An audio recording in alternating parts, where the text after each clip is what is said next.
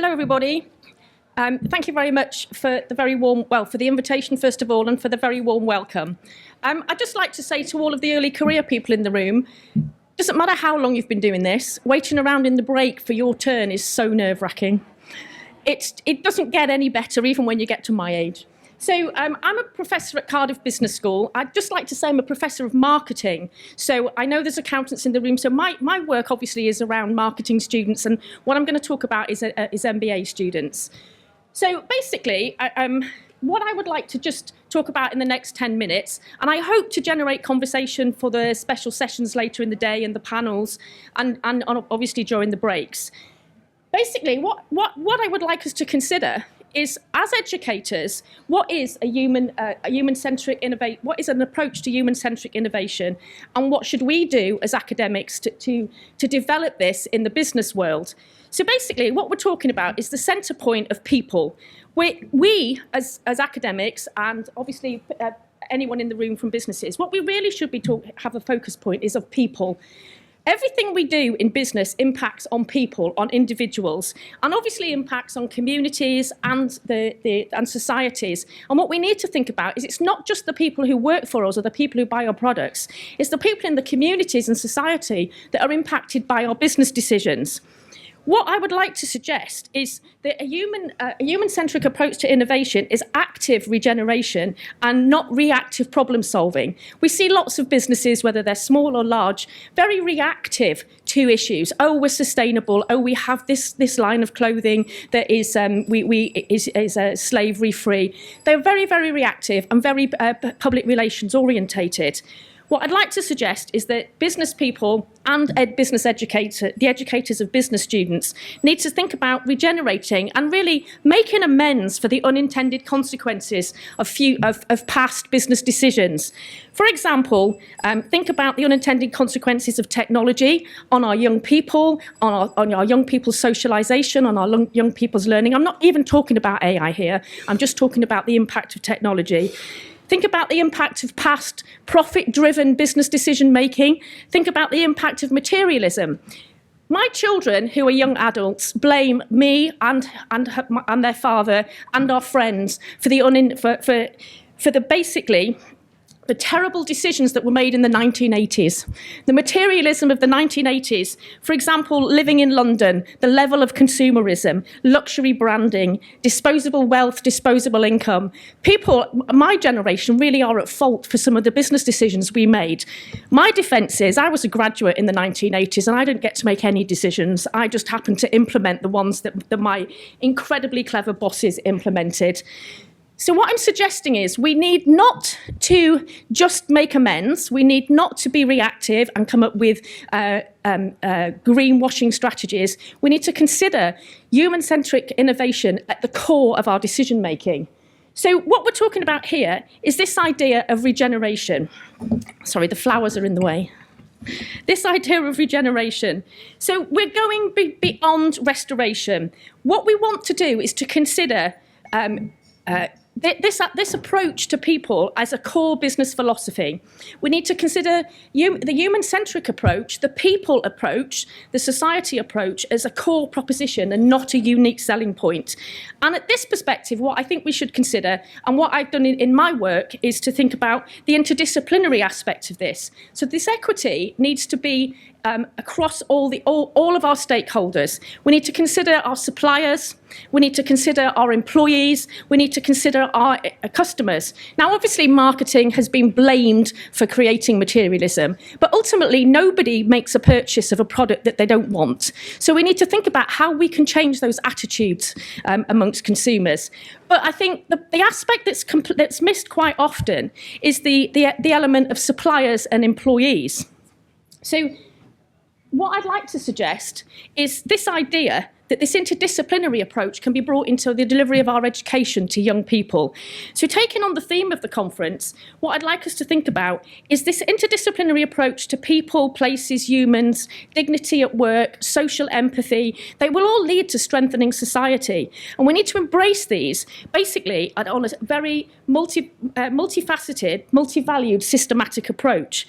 And I think that as educators, I teach undergraduate students, postgraduate undergraduate students, MBA students.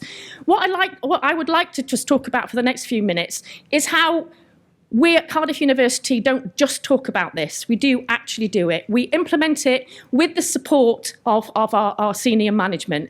What we're talking about here is co-designing and co-creating education, basically looking at a co-delivery with industry, with people like American Express, for example. We're looking at innovative solutions to create the leaders of the future. Now, I go into my undergraduate class and sometimes I think they're looking at me saying, what do you know? When did you last work in industry? When did you last do this? So what I do is I continually bring in organisations to help me deliver my message. One thing about my message is I'm very interactive in teaching. I don't talk just at students. I don't just deliver theory. What I get them to do is to be a part of the co-design and delivery of the project. So what I would like to talk about, you're probably wondering, any of you have seen the slides, why has she got Welsh woolen mill in the slides? Basically, I'd like to give you an example of a case study that I've used to introduce human-centric innovation and embed it in my MBA teaching. So just a very quick background, Google these people, they're amazing. So rather than use large business organisations, what I use for my teaching of this type of programme are small local businesses that I can take my students to, that I can bring them and engage them with the organisation. So brief, I know you're probably thinking she's gone on rambling away here. Basically, Melyn Trygwent are over 100 years old. They're a traditional Welsh woolen mill, which Evion's father, he bought the mill in 120 years ago. Evion is third generation manager of the mill. He's actually retired last year. What I teach the students is the theory of human-centric innovation. And then I bring in, this is Amanda and Avion, they own the mill, they're husband and wife. Basically, I bring them into the classroom to talk about what they do. So instead of me just talking at the students, I get them to talk about the fact that they're craft makers, that they use traditional technology, that they don't want to move towards high-stream manufacturing. And one of the messages is, being a small business is not negative. You don't have to be a big business. Basically, they then, if you think, I just mentioned stakeholders and customers, the mill is open, it's a tourist destination. You can go along, you can see the weaving, you can get involved, you can meet everybody who produces. They then have a huge presence in the community. So what the students get to see is not only an extremely profitable company, for example, this blanket costs £350. I'm not quite sure how that translates for you, but they get totally involved in this. And I think that this immersive education in human-centric innovation is absolutely essential for us creating the students of the future. So just to end, this is how I actually did it. I brought Amanda and Avion into the class. I taught theory at the students for about 4 weeks. I then brought Avion and Amanda into the classroom to talk about their product and their philosophy. Melyn Trygwent, as I said, produces high-end heritage products. I then took the students to the mill. Avion and Amanda, you can see here, came out of retirement to talk to the students. This is, the module's called People Perspectives. So it's about every aspect of the people and the community. The students got to tour the mill. You can actually see it's traditional. It's in terms of technology, in terms of digitalisation. Some people think they're backwards. Just going back to the slide here, I mentioned here there became an employee-owned trust. When Amanda and Avion retired, they're the last of their generation. They were offered to be bought out from American and Japanese companies. They decided to give the company to the employees. So the employees it's an employee-owned trust.